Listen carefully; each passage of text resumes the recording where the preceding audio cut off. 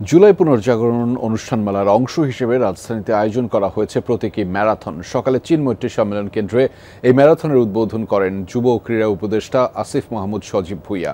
বলেন, যাদের আত্মত্যাগে আজ ফ্যাসিবাদ ও স্বৈরাচার মুক্ত বাংলাদেশ, তাদের স্মরণে এই ম্যারাথন।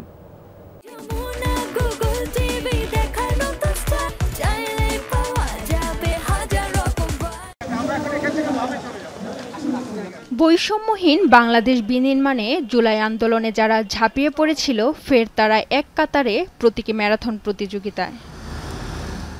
শুক্রবার সকালে জুলাই আগস্ট গণ অভ্যুত্থান দিবস উপলক্ষে প্রতীকী ম্যারাথনের উদ্বোধন করেন যুব ও ক্রীড়া উপদেষ্টা। এতে শহীদ পরিবারের সদস্য ও আহতসহ কয়েক শতাধিক প্রতিযোগী অংশ নেন।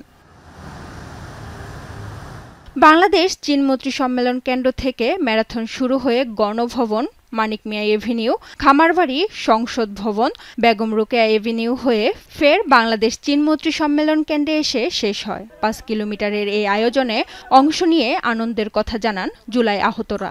হাঁটা চলা সম্ভব অসম্ভব পারি না, তো যাক মোটামুটি অনেক ভালো লাগছে। আজকে অপারেশন হয়েছে, পায়ে খুব ব্যথা, এই ব্যথা নিয়ে আমি আসছি। এখন মনে হচ্ছে না যে পায়ের মধ্যে ব্যথা আছে। জুলাই আগস্ট অভ্যুত্থানকে উজ্জীবিত রাখতে এমন আয়োজনের ধারাবাহিকতা থাকবে প্রত্যাশা অংশগ্রহণকারীদের। এত ভোরবেলা এত মানুষ দেখবো এটা ভাবিই নাই।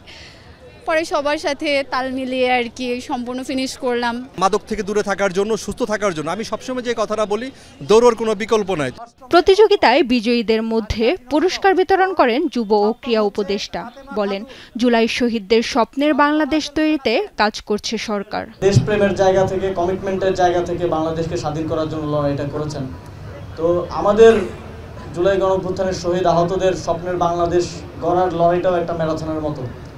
যত কষ্টই হোক, এটা আমাদেরকে শেষ করতে হবে। যুব ও ক্রীড়া মন্ত্রণালয় এবং জুলাই শহীদ স্মৃতি ফাউন্ডেশনের যৌথ আয়োজনে জুলাই পুনর্জাগরণ অনুষ্ঠানমালার অংশ হিসেবে দেশের সব জেলায় অনুষ্ঠিত হয়েছে এই প্রতীকী ম্যারাথন। সৌরভী সায়দা, যমুনা নিউজ, ঢাকা।